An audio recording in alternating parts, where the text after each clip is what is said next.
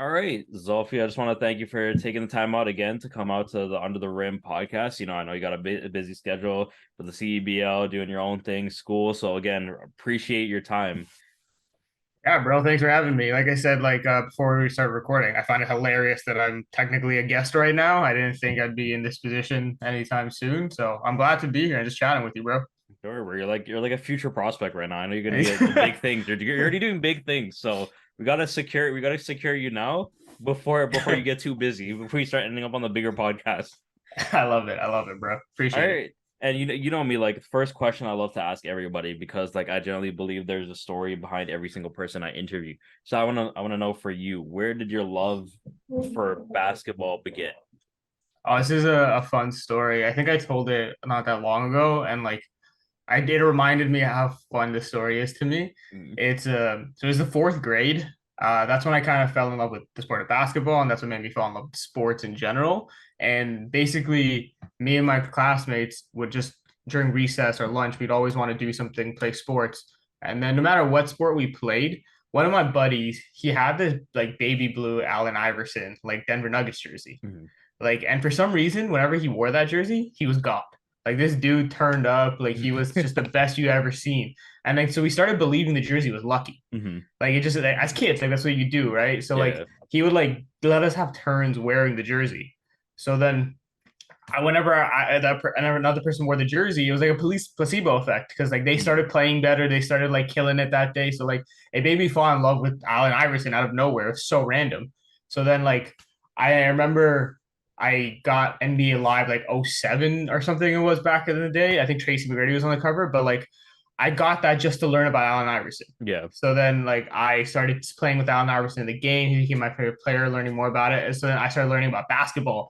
I remember using like AI 76ers in that video game all the time, splashing threes with Kyle Korver and whatnot. Like it just made me start loving the game and learning more about it. And that was also the year where like LeBron got swept. No, I'm sorry to say. I know you're the LeBron fan, but to the Spurs in '07, I Yeah. remember like watching that on TV. It's like a lot of coincidences happen at the same time for me to fall in love with the sport because like it just randomly was on TV one day and I had no idea what was going on. I remember being like, "Oh yeah, go team in black jerseys!" Like it was the most random thing without even taking in what a big moment it was. I didn't know it was the finals. I didn't know LeBron made it there for the first time, taking like his squad of like whoever's to the finals. So like it was just all these random things that ended up happening at the same time and made me want to like learn more about the sport. So I started watching more and more, and then I ended up just becoming obsessed with it because that's Mm, where most of my friends were. I talked to all of them about basketball. I played the video games and stuff like mm, that. Like got a part of the culture. So it just grew from there to where I am now. mm. Obviously, to where you are now, like being in the same program as me, being involved in sports now, kind of doing it for your career. You're currently a beat writer for the CEBL, yo. Like, how did that go about happening for you, and what's it been like so far? Like, what's the experience been like? Yeah, in terms of how it went about happening, I guess like the thing I can say is that networking is always the most important thing in an industry like this, and it's building connections. Hmm. So one of an alumni of our program, Justine Jones, Hmm. who you might have heard of, she's like a media relations coordinator for the Raptors now. She used to be a writer for the CEBL. Hmm. She was somebody who had some experience with them, and she did that while she was in Centennial as well as in the Yeah. program. So when I learned she was in the program, I actually work at MLSC like as a in-seat runner for like food services. Hmm. So I'd always seen her there, but I never knew she was an alumni of the program. So when I found out, I was like, I have to hit her up just to like make that connection and just Yeah. like try to build some rapport. So then when I did, like we had chatted a couple of times back and forth, and then she's the one who actually came to me saying that like, hey, I want like my previous like employer at the CBL, they mentioned this opportunity, and I wanted to ask if you were interested in it. So then I was like, yeah, absolutely. So I did a quick like little chat with my now boss for the summer, and he liked my work, Hmm. and that's kind of where I got to where I am now at the CEBL. And it's funny, like I remember he asked for samples of my work, and I'm like, I haven't really done anything yet in the industry. So like I actually sent him, you'll find it funny, two of our assignments from Yeah, the school. the Like old they Toronto Observer.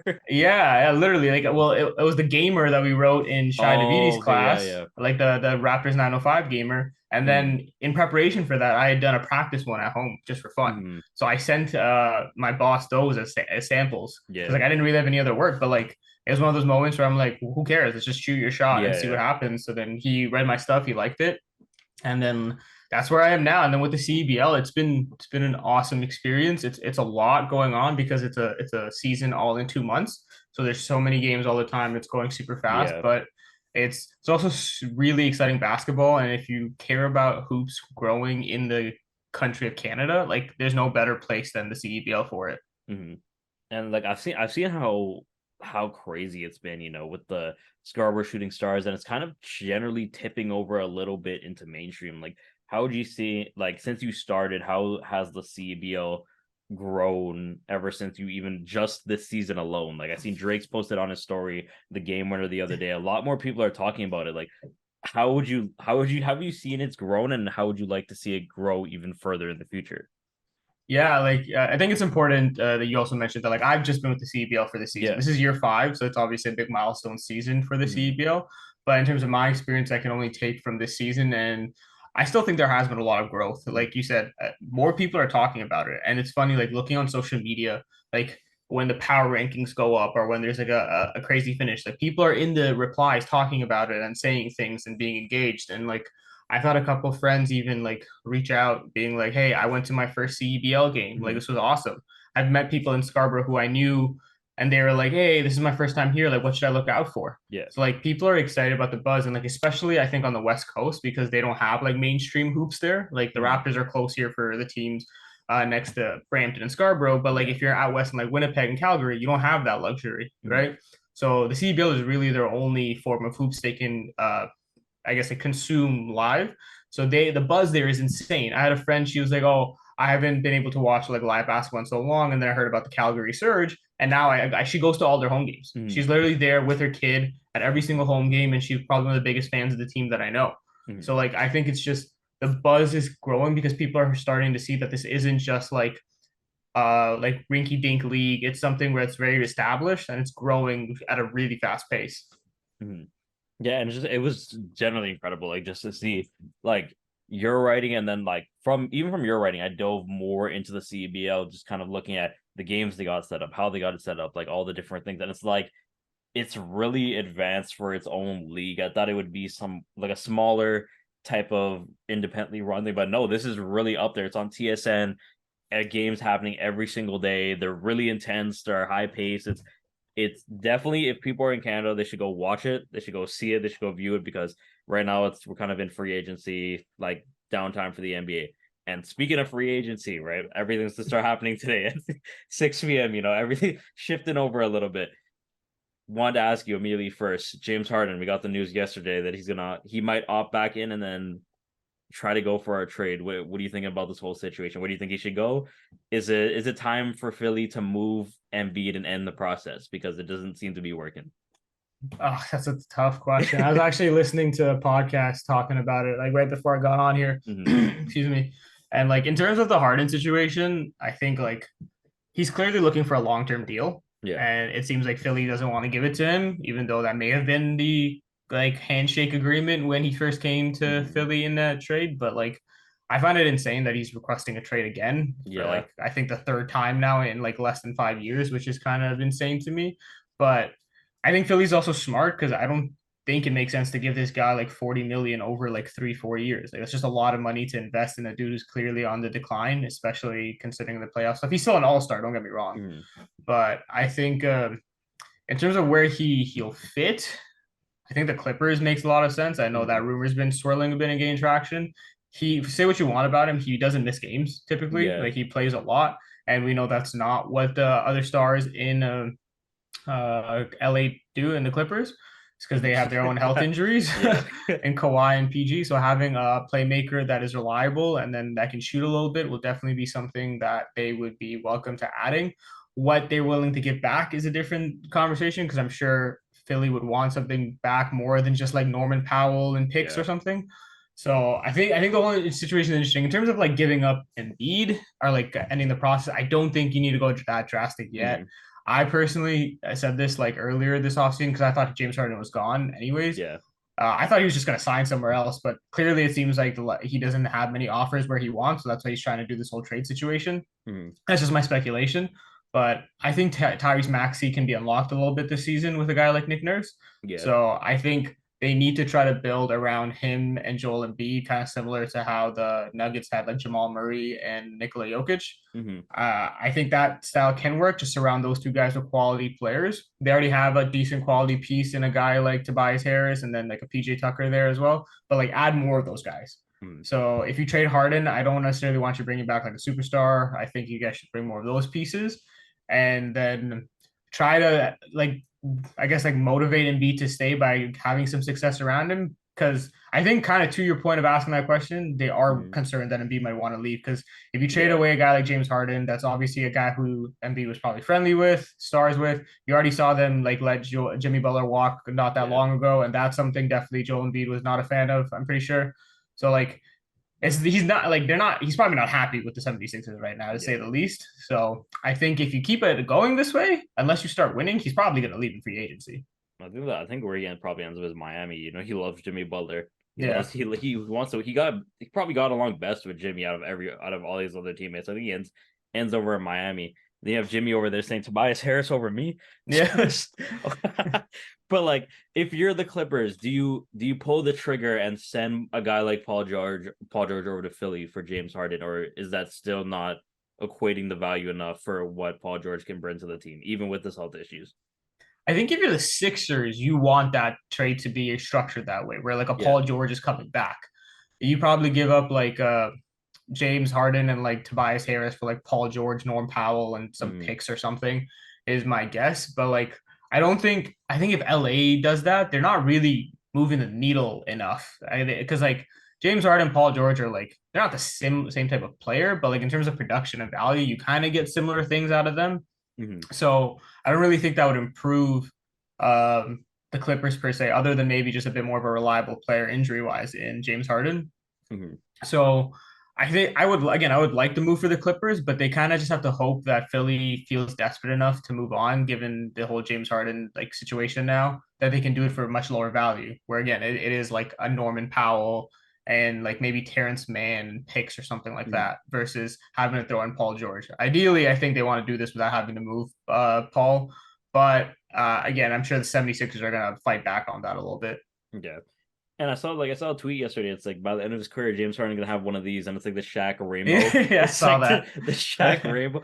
And I'll say, yo, this is so wild because people were putting this man in top three over Wade, over Dwayne Wade. This cannot this blasphemy cannot happen. Okay, I wouldn't even put this is gonna be a super hot take, but I wouldn't even put James Harden over Allen Iverson, bro.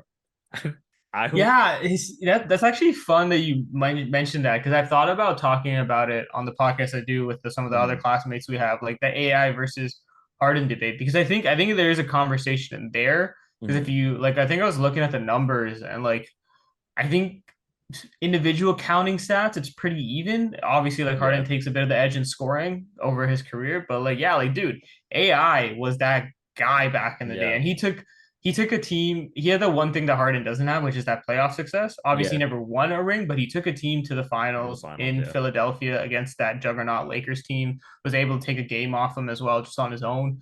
Like AI was special, especially when it comes to the playoffs and at his size. I think a lot of people say that like pound for pound, he's probably one of the best players ever in the Exactly, yeah. NBA. So like I don't know, like I personally would go AI as well, but like I can see why people go for Harden because like that couple of years of peak that he was basically like an MVP level player for like a 4 year span, and it wasn't an argument. Mm. And I know like Harden been putting up his generational numbers when he was on the Rockets and 2K style numbers, but Kobe said it best. His style of play will never win a ring.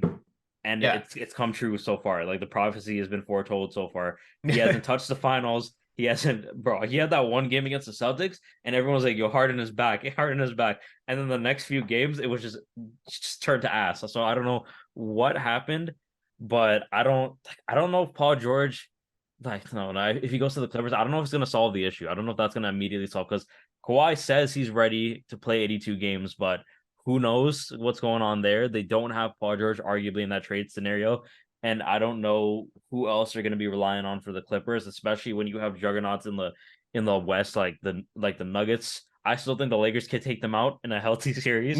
Healthy series. I don't know how far they really get, especially with Harden moving back and forth. He's not the same Harden he used to be. And just shifting gears a little bit too, his failed super team in Brooklyn, his boy Kyrie Irving.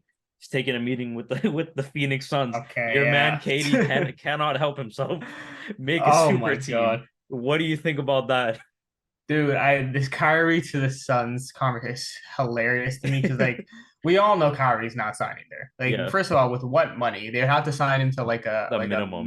minimum, yeah, like and not even like a mid level, literally the minimum. Yeah. So I don't think Kyrie's taking that because part of Mhm. why he left Brooklyn was that he wanted a big deal. I think he's kind of thinking this is a way of getting leverage out of Dallas to Yeah. offer more, but like how the hell does this get Kyrie Irving any leverage? Like going Yeah. to what are you gonna do? Like, are you really gonna go play with KD on the minimum and then have a team of like no defenders? Like, I don't think that's gonna Yeah. happen. So I just find it funny. It's a very Kyrie thing to do, and yeah, like I talked about this on another pod as well, where like I'm a big KD fan. You already know that, Mhm. but this I don't know why he like I don't even think it's necessarily all him, but he definitely obviously plays a role in building these squads. But like his success with the Warriors was like they were a super team, but they're a super team built around two foundational stars, which was him and Steph, and the other guys were like really, really, really good role players. Mhm. Like try to replicate some of that with you and Devin Booker. Like why the need to add like all these other like big Yeah. names when it kills your depth? Like that Warriors team was deep.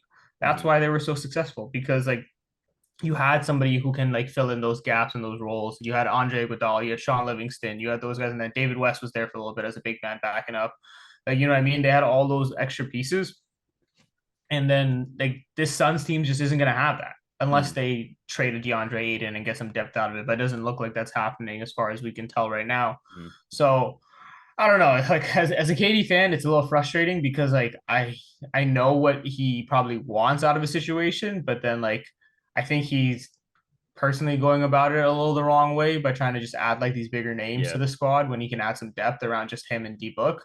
But we'll see. It's gonna be interesting. And Kyrie going there, I think, has like a negative 10% chance of happening. Bro, I saw the news and then like right in the replies it was like you're a sick man if you want to make a super team. It's like that picture of Katie in the hospital and it's like this man literally cannot help himself, bro.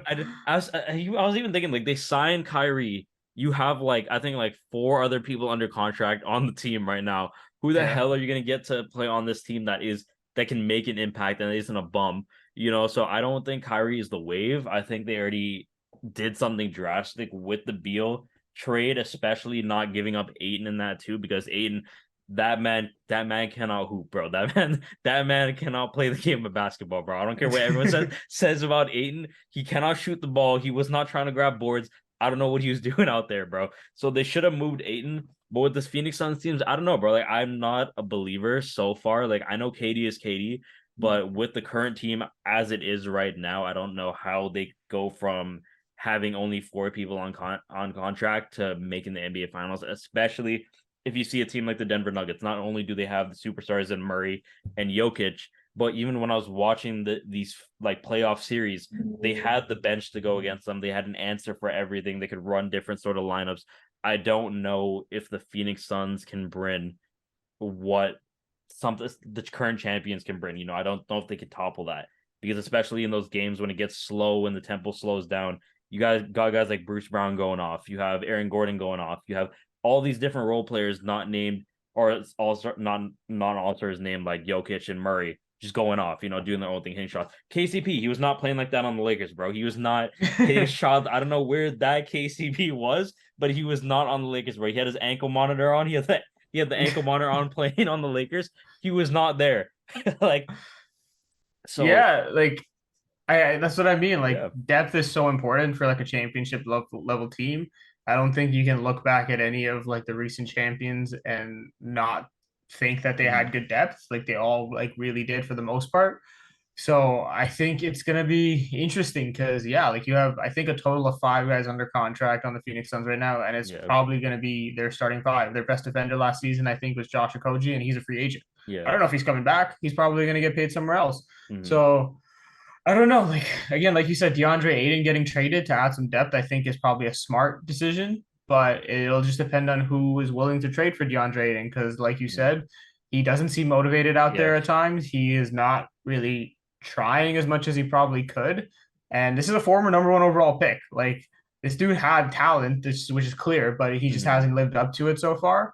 So his value is going to be low as well. So I don't know what you're going to get for him, but we'll see. The Suns clearly need to make some more moves. James Jones needs to get to work. And then they Mhm. also are installing a new head coach in Frank Vogel. That's going to take some time as well. What I found interesting too, it's like when Beal came over, he's like, I want to play with 8 and 2. No, you don't, bro. Like you either get you don't get one or the other. You need to make him leave so you can make more options for role players or anything, or you have him and you have no depth possible. And you're just back on like with the Wizards on crack. Because like Yeah.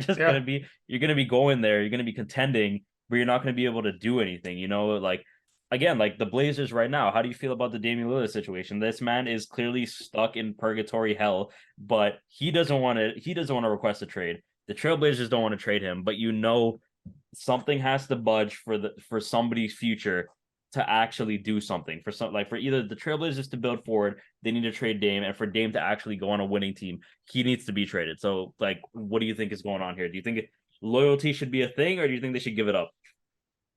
Should loyalty be a thing? I think the answer to that question is it depends on the person, man. Yeah. Like it really does.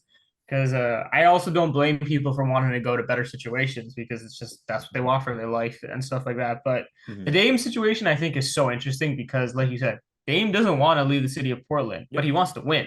And the city of Portland, or like the front office in Portland, rather, like says they want to make a winner around Damian Lillard, but like what they've put around him so far just hasn't done that. Yeah. But also like he's probably your franchise's like top three players of all time. Like he's a cornerstone, like by far, right? So like trading that guy away and probably for not equal value is gonna look really bad to the fans. They're not gonna be happy. Like they remember at the end of the day, these are people who are running a business and like their jobs are on the line. So like if Damian Lillard gets traded, season ticket holders are probably going to stop showing up and Yeah. paying, right? So then who's going to get canned for that? It's going to be this front office and these GM. So like it's easy to want to trade Dame, and I get it too, but like it's a huge move, and if they don't like get equal value out of it, which they probably won't, because Damian Lillard is like a top 10 player, top 15 player in the league. It's Mhm. hard to get the same value as a guy like that.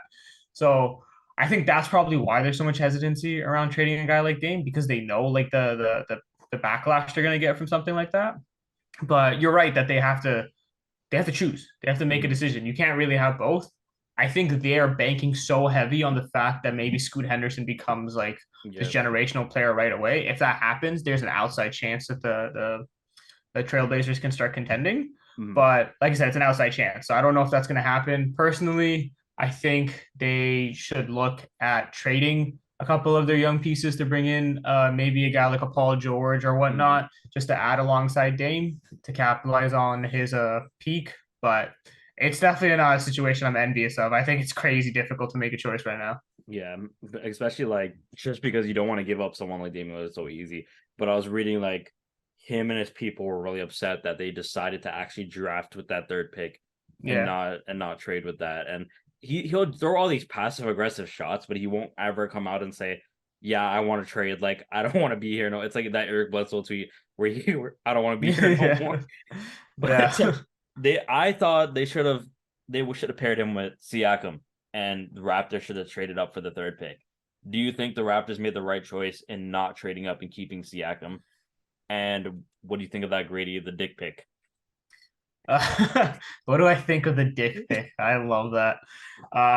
In terms of the Grady Dick, like draft pick, I Mhm. think it was a good choice. It fills an obvious need for the Raptors, and I said this in other places where like we were laughing about the draft day suit and like kind of like how flashy and stuff it was, but also like it shows confidence. For a Yeah. guy to wear that like Kansas Dorothy type suit, like it shows he's confident. To be a good player in the NBA, especially a shooter, you have to be confident. And clearly, Grady Dick doesn't lack any confidence, and I think it's going to help this Raptors team.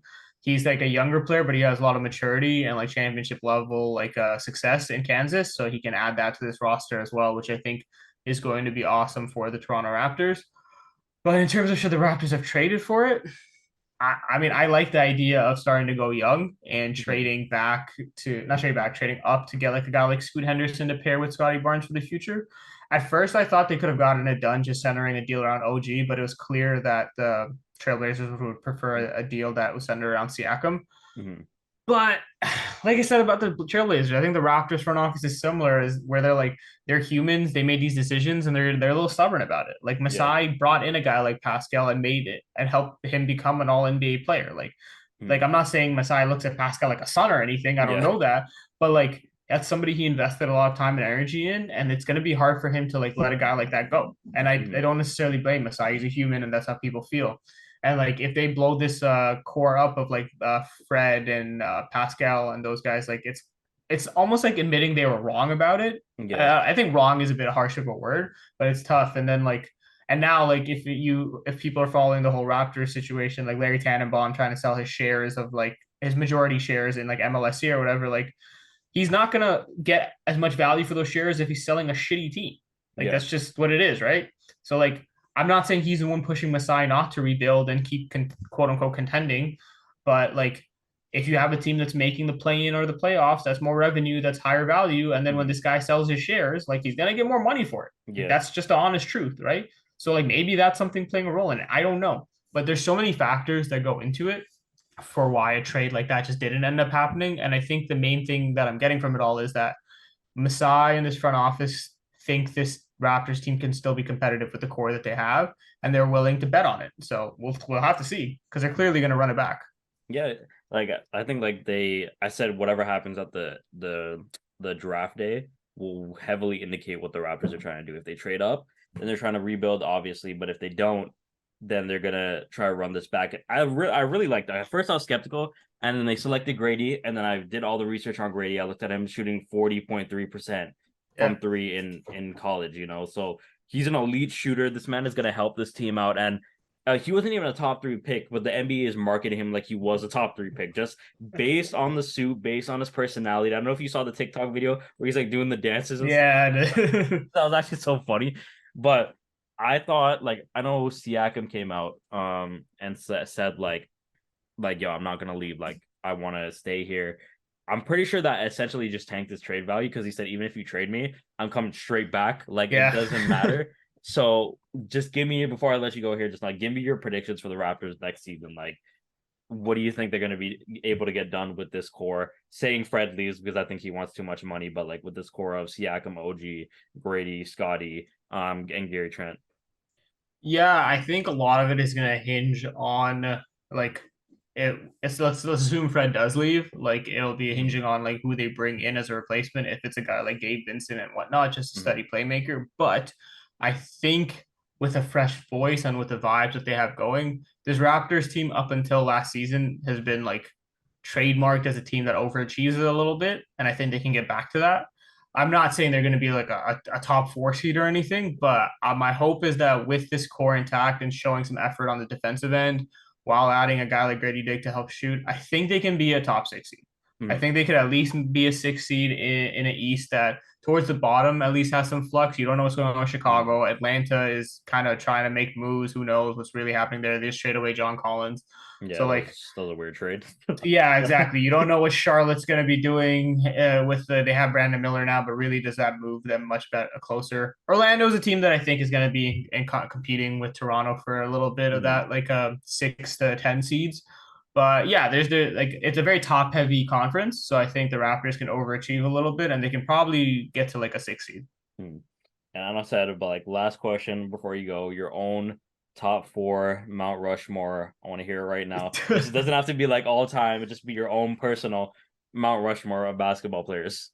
So if it's my personal Mount Yeah. Rushmore of like players that I like love watching or like enjoy as like a basketball fan, you already know Kevin Durant's on Yeah. there. That's my guy. Like I think he's the best scorer or the Mm-hmm. most talented scorer in the NBA of all time. I gotta put AI on there just because I talked about him. He's part of why I fell in love with the game. Mm-hmm. Magic Johnson, he was like my favorite point guard growing up. Mm-hmm. And like I share a birthday with the guy. Everyone who knows me knows I've told that story a million times. That me and Magic Johnson have the same birthday. Mm-hmm. But he's just like one of the flashiest, coolest players of all Mm-hmm. time. The fourth one is tough because I could go in so many different Yeah. directions with this. Go old school, go new school. I don't know. That's a good question. Number four. See, I wouldn't even say I'm like the biggest fan of this guy, but Actually, no. Like, I gotta go back to the OG. I was gonna say Steph, but no, I gotta Yeah. go with Kobe, man. Kobe Okay. was like Yeah. my dude back in the day. Like after AI, I transitioned into being a Kobe fan for the most part, just because Hmm. of the killer this dude was, Yeah. and just kind of the legacy he had in the game. He was so freaking cool. Hmm. From his shoes to the way he styled himself, the way he talked. Like no one was more of a killer than Kobe. Yeah. Like people say like Kobe was like the next MJ, but like really that generation, the mid 2000s, he was that generation's MJ. Like Yeah. he was Exactly. that guy. So for me, Kobe was that dude. He was always so special to watch. I remember I got like uh when I first started to become a Kobe fan, my dad somehow found like a Kobe number 8 jersey from like a thrift store and he got Yeah. it for me. And it was one of the coolest moments. I was so happy. I wore that thing for like a week straight. Like Hmm. it was awesome. So like definitely Kobe's got to be up there for me. Hmm. No, I respect that. That's a probably one of the more unique Mount Rushmores I've ever heard. Usually I was expecting the typical like LeBron, Steph, like but Yeah. No but MJ on there. I know I might get some hate for that, but hey, it's my Mount no, I Rushmore. It's respect players that. I watched. I respect that. We don't put MJ on our Rushmores over here, but it's all good. I want to thank you again for taking the time out to come out to the podcast. If anyone listening right now wants to hear more of Zulfi's beautiful voice, you can head over to the Dream Team Pod. They do their stuff over there. Really amazing guys. I love their work so far. And if you want to see more of his work, again, beat writer for the CEBL, you can check that out. I just want to thank you again, bro, for taking the time to come out. Yeah, bro. No, I appreciate you having me. This was fun. And yeah, we didn't talk about it too much, but the CEBL, man, people should check it out. Mhm. It's a fun league. There's a lot of talented players. There's players who have had NBA talent and they're kind of like still hooping. So come check it out. It's not just something where people come for the summer to kind of try to get reps in. It's a Mhm. very serious and legitimate league. Target score time ending. You got that Elam ending for every single game. So Yep. every game ends in a game winner. There's no other league like that Mhm. out there. So I think it's a lot of fun. So if there's any last words I can say for this podcast, it's that again, support hoops in Canada. It's Yep. growing in this country, and there's no better place to do it than the CEBL. It's so much fun. Just please check it out. Yeah, especially with the downtime right now in the NBA and people looking for something to watch. CEBL is that it's that league right now. It's mad entertaining. Yeah, So bro. And you can watch it for free. Like it's yep. on TSN Plus if you have it, but if you don't, CEBL Plus, which is just their website and their own servers. If you get the CEBL app, like you can watch it there. All Mhm. the games are free, and if you go in person, they're super affordable as well. They're way Yeah. cheaper than obviously NBA games, so you can get real up close and personal and watch these games live and see these athletes. And I think my sister is a student at UFT too. She said that you can go to the Scarborough Shooting Star games for free if you're a student at UFT too. Yeah, So there you go. there you go. So check out Hoops in Canada, support Hoops in Canada, and again, support the boy Zulfi. He's a up and coming right now, the GOAT. The GOAT. I don't know if I'm a go. I don't know. I'm not there right now, but I appreciate the words. Everybody in our class and our program is grinding, so I'm happy to Mhm. see everyone do their thing. All right. Thanks again, bro. Yeah, I appreciate it, man.